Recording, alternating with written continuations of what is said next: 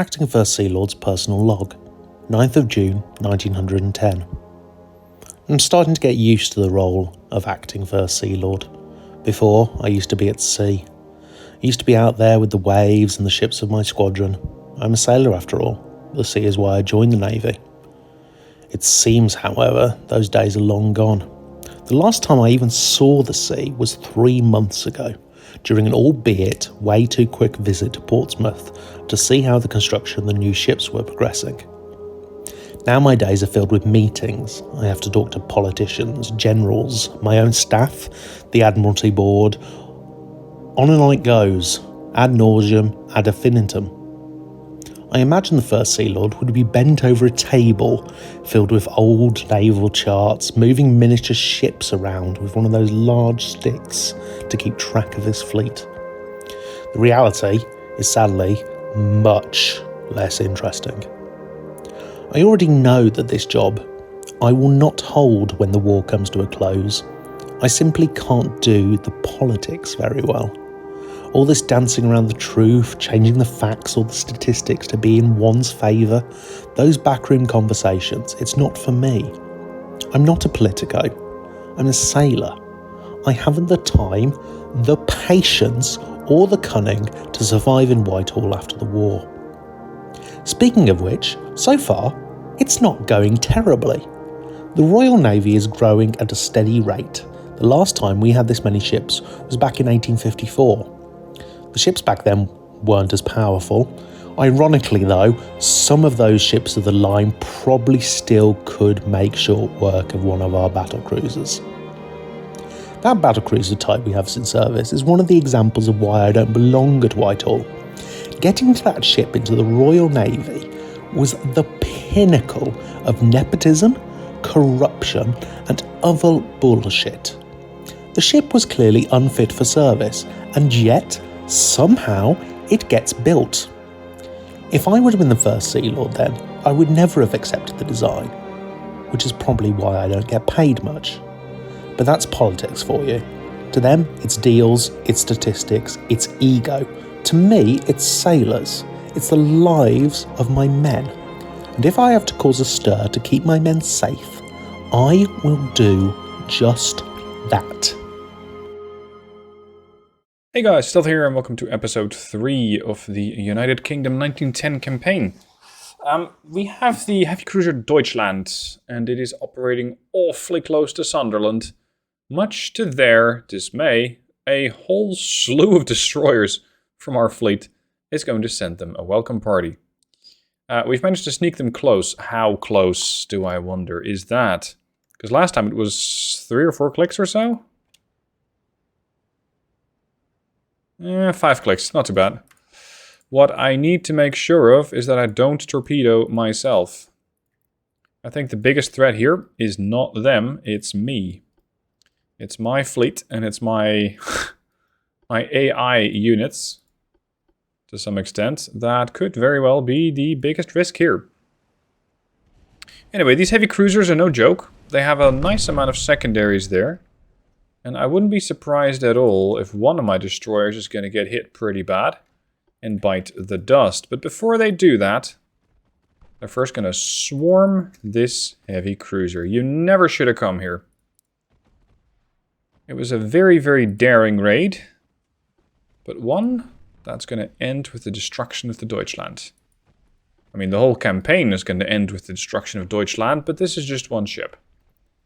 And, potentially, we kill this, the whole of Germany will be dispirited, and as such, easier to beat. Now, let's see if the Swift is in fact as swift as her name implies, and if she can catch up to the Deutschland. I doubt it, because they are still doing that 30-knot speed of theirs. They're getting hit by an awful lot of 5-inch guns. Unfortunately, they're firing back with something slightly bigger. They're firing back with 8-inchers, but it's not the 8-inchers they're doing in the Witherington. It is a mere 3-inch gun. But if you have almost no armor to speak of, then even a 3-inch gun can hit you and cause a lot of damage. Deutschland is starting to flood and has decided that the Swift is now a bigger threat. I wouldn't disagree, because the Swift is 3 kilometers out. Deutschland desperately trying to get those compartments dry again. It's bringing her buoyancy back up, and with that, probably her speed too. Yeah, she's trying to run away at 28 knots. I want everybody to start firing high explosive, because the chance of AP just dinging off the side of the ship or ricocheting is too serious. There we go, the Deutschland is dry again. I need to just do some damage, slow this guy down. And then sink her with an awful lot of torpedoes. There you go, even 5-inch guns can deal damage with high explosive against the Deutschland. Now, as seen from the Deutschland, you got a whole slew of destroyers coming at you. Let me put this to 1x speed. This is what the Deutschland is seeing. Just a whole lot of smoke plumes on the horizon, and an awful lot of shell fire coming in. I gotta say, I was not a fan of these destroyers when I first saw them. It's mostly because they have that, I think, 22% forweight offset. You can still see it over there. Hull stability in tower, minus 22.2%. It's no joke. It really hurts these ships. Their accuracy is pretty badly hampered by it. And I believe they might also have a acceleration debuff because their bow is so heavy. But they are proven to be useful. They can hit above their weight class. They're fantastic for raiding convoy ships. And if a convoy defense ship shows up, like a heavy cruiser or a light cruiser, then they can make short work of those with the torps. So initially I was skeptical, but no more. This ship class is going to be quite useful after all. I am in this campaign very much curious to see what Germany is going to be doing. Because I have, I think, close to 70 active ships now. And Germany doesn't. They're 56, 57 ships, something in that range. So they're overall going to be lacking ships. It doesn't mean I'm already blockading them, though. Because in order to blockade, you need a severe amount of firepower more, or what was the game called that? Not victory points, but power projection, that's it. You need a lot more power projection than the enemy has. I'm not there yet. Once again, the Deutschland floods. Once again, they slow down. I hope that this time it's going to stick. Because I need that ship to maintain a lower speed. It looks like that rudder's not coming back anytime soon. No, that last compartment's going to stay flooded. That's exactly what I needed. Because it's going to slow them down. And any dodging that they might plan is going to be a lot more difficult to execute. Now, the Deutschland's been shot at a lot. 1,600 times, but we've barely hit them. Hit percentage is hovering around 1%. And would not at all be surprised if it's going to stay at 1%. Come on. How's that destroyer doing that was trailing? It's the Witherington. Oh, she's fine. I might have to evac the Swift, though. Because I found that especially destroyers are very expensive to repair. I'm not exactly sure why that is, but I suspect, also based on what I've been seeing in the comments, that repairs on ships are based on percentages of hit points lost. That means that if you have something like a destroyer that loses, I don't know, 80% of hit points, it's going to be more expensive than if you were to have, for example, a battleship, which turns out to be more resilient and only takes, for example, 20% damage. I suspect that that's how it goes, but I'm not 100% sure. Come on, buddy. This is going to take a little bit of patience. Here we go. We got the Deutschland on the ropes now. She has decided to start turning away from a set of torpedoes that are launched, which puts her squarely in the middle of my group. Which means that my pack of dogs can take these guys apart. Now, this is a pretty dangerous way to approach a target like this, because I might, if I don't plan this carefully, I might end up torpedoing my own ships. So most of these are not allowed to launch their torpedoes yet, but the Tintagel is. And the Deutschland has immediately detected the launch, because these are so obvious. She's going to try and turn, and I think she'll succeed. Mindful has also launched her spread. So we can get you guys to just keep heading that way. Yeah, we got one hit on the Deutschland on the bows. That's a beautiful position to get hit, because that part was not flooded yet. Just have to look deep and see where these other torps are going to end up. For now, not a threat. And also my ships are set to dodge. Now, can the rest of these take out the Deutschlands? They might. I just need one good hit towards the midships and we got her. Yeah, that ought to relay the message. You'd think. There she goes. Okay, so that was the Deutschland. That is what happens when you approach our island nation. We send out a flotilla of destroyers and we make very quick work of you. They did do some damage, yes. They got 9 victory points for the trouble. I got 1,221. So, that is not a really good show for Germany. What else we got? We have a heavy cruiser and a destroyer going to town against 9 transports and a battle cruiser. This is something that the heavy cruiser could do. The destroyer might be able to take on the battle cruiser if I can get the drop on them. And that against the battle cruiser is not a given. Also, I haven't spotted the enemy yet. The conditions are pretty shit. Ah, there they go. Vimira or Vimiera and Antrim. Let's sink these transports as quickly as possible, and if that battlecruiser shows up, well, we have some choice torpedoes for them. Sadly, the Antrim only has a port and starboard launcher set, 2 each, so that gives them a total of 4 torpedoes. That means they have a reduced complement of torps. If, and that's dangerous, if I can pull alongside their enemy battlecruiser, I might be able to do the damage that I need. I might be able to put enough torpedoes in the water. Especially if that thing has few bulkheads. But that remains to be seen. A few minutes later, the enemy battlecruiser shows up at a mere 5.7 kilometers range from the destroyer. At least that's where we are now. But with the combined speed of the battlecruiser and the destroyer, we are very, very quickly closing the distance. Keep in mind, I only have a 2.5 million destroyer. I don't need to do a lot of damage. I just need to punch this thing hard enough, and potentially with 5 torps you can hit them really hard, and cause them to go into the dock.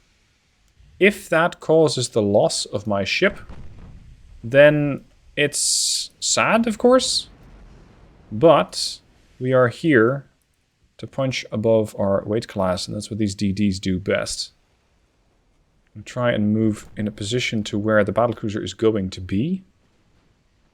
I believe they had a pretty good turning circle, didn't they? Yeah, 418, König Wilhelm. Many bulkheads. This thing will survive a torpedo encounter. Sadly. But it seems that they're not paying attention to the right target.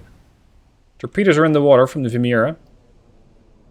Of course, the König Wilhelm immediately detects that and is taking measures to do something about it.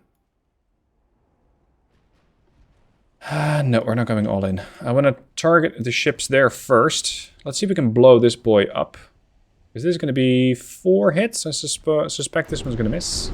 No, it does not miss. It's 5 hits. König Wilhelm has something else to worry about. Oh, she does hit the Vimera very hard with her 12-inch guns. She's going to be slow, flooded, and battle damaged, which means that the Antrim might just have a bit more time to deal damage against the convoy ships. The Vimiera does not look like she's going to survive this encounter, but the König Wilhelm might not either. So I have an evil plan. We're going to use the Vimiera as a battering ram against the battlecruiser. Where do I need to hit it? Ideally in the stern. I can't quite aim that well, but with the combined speed of these ships, I might actually end up in the stern.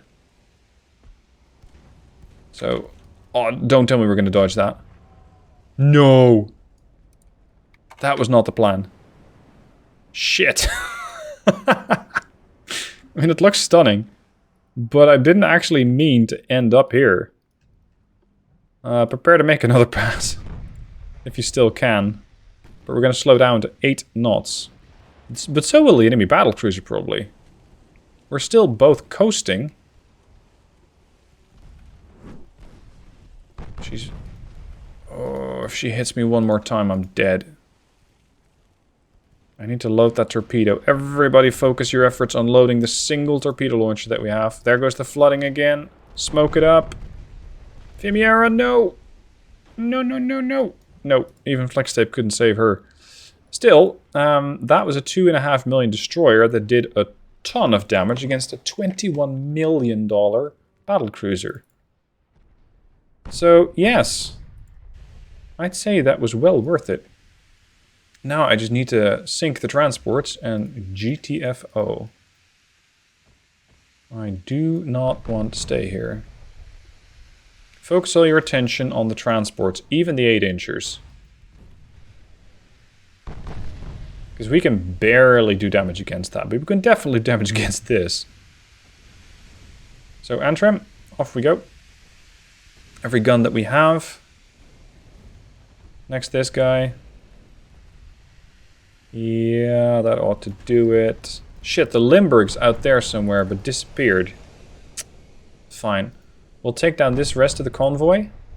And then try to make another turn to starboard to get the rest of them. Weather conditions aren't stellar. So hopefully, with the destruction of the transports, they will lose line of sight. Because I can't currently see them, but they're getting information from the transports as to whether they're actually hitting the target, which is the Antrim. If I can deprive them of that information, I might be able to make this work. Let's have at them. Come on, Antrim.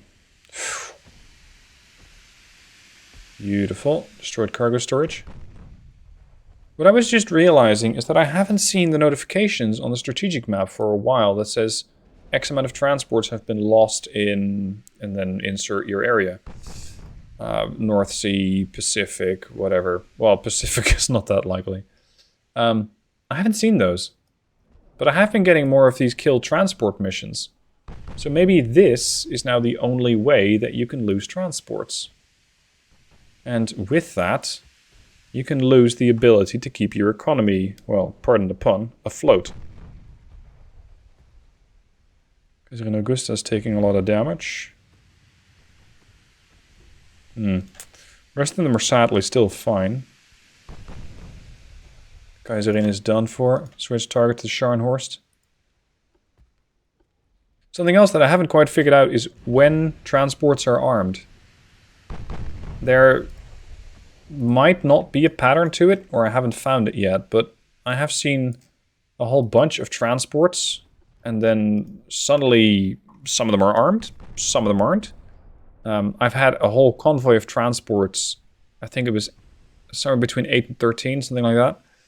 They were all armed with 4-inch guns. They almost took a heavy cruiser apart, especially considering these things only have 8 inches of forebelt with Harvey steel. They're not that hard to sink. So a whole bunch of transports with 4-inch guns almost killed a heavy cruiser. It survived, gladly, but it's out of action for a bit of time. But when your transports are armed and when they aren't, I don't know. If you do, let me know down below in a comment. Why does the AI pick transports armed and then not?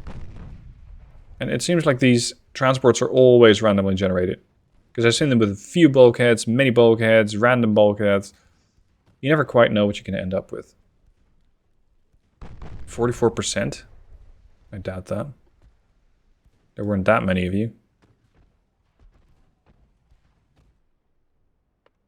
Now, sadly, we couldn't find the Limburg anymore. And I was a bit too scared to stick around with that battle cruiser still hunting me down. So I decided to end the battle and withdraw the Antrim. It does still get me a nice amount of victory points, and it causes a lot of damage to that battle cruiser. I think she's going to be considered heavily damaged. Light? How? I almost beat that thing to a pulp with 5 torpedoes. How are you considered lightly damaged? The only thing I can imagine happening is that the enemy was able to get the ship to be deflooded, if you will, so pumped dry, and that the game then considers, well, that wasn't so bad. Half the hull was missing, but, well, since the water's back on the right side of the ship, I guess that we're able to consider it light damage. Anyway, when it comes to budget, I am doing amazingly well. I have 7 million coming in every month. I have 142 million in the bank. I have upped the research budget, 83%. I have more transport capacity than I know what to do with. Let's up the crew training as well. Oh, and at the same time, I'm building 20 ships. So it's not like I'm not spending my money at all. It's just I barely know what to spend it on. Which is a very interesting problem to have, because most of the time, I don't have this issue. Most of the time, I am hurting for cash. Now, we have another ambush. Who to who? Oh, more destroyers. Gentlemen, I'm not sure how you ended up in this situation. We managed to sneak close to enemy with our destroyers. In the Baltics? That's possible. Maybe on a cover of darkness or something. I don't know, but let's do it.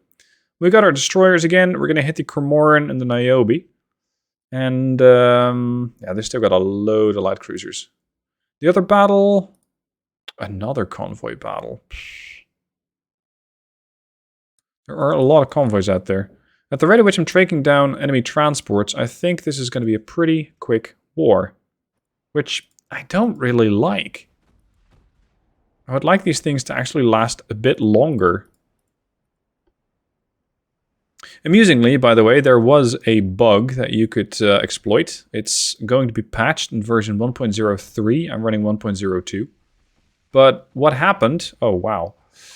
What happened is that you could get to a peace with the enemy.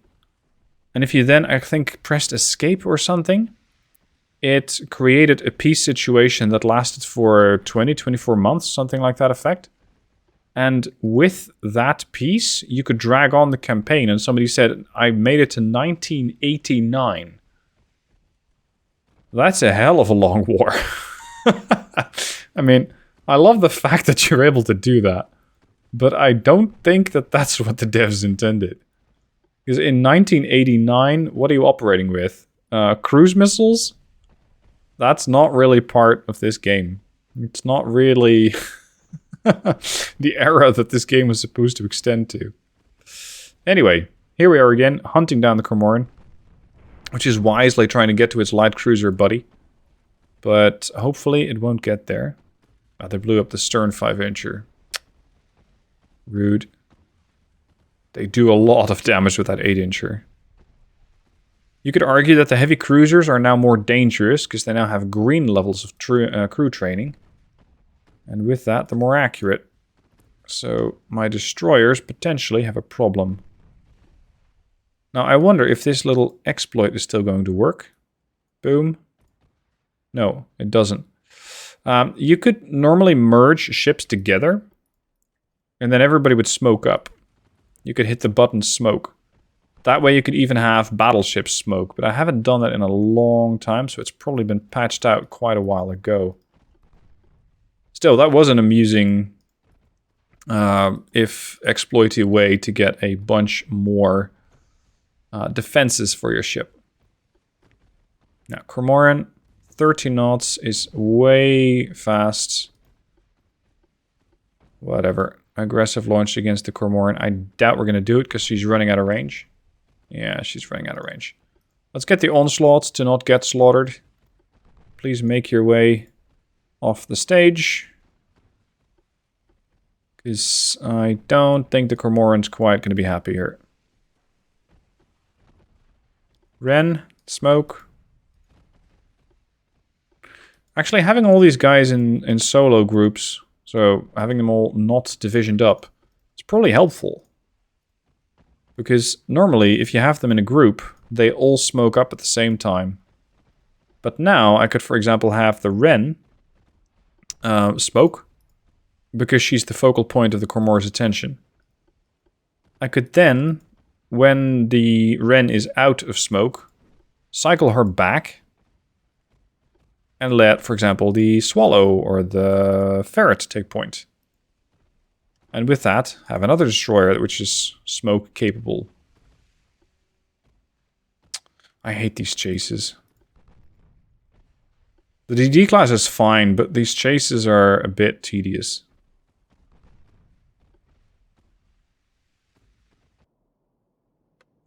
I decided to let both the heavy and the light cruiser escape, and hope that this will be a lesson to the Germans. The British destroyers can strike when and where they like, even if it is as far away as the Baltic or as close to home as we had over here in Sunderland. We can strike anywhere. The German Empire is nowhere safe. Alright guys, that is going to be it for this episode. Next episode, I'm going to be showing you a battle with hopefully a couple of battleships. They have 9, we have 6. There has to be a bunch of battleships out here somewhere. We just need to find them. So thank you for watching. I hope you've enjoyed it, and I shall see you soon for the next one.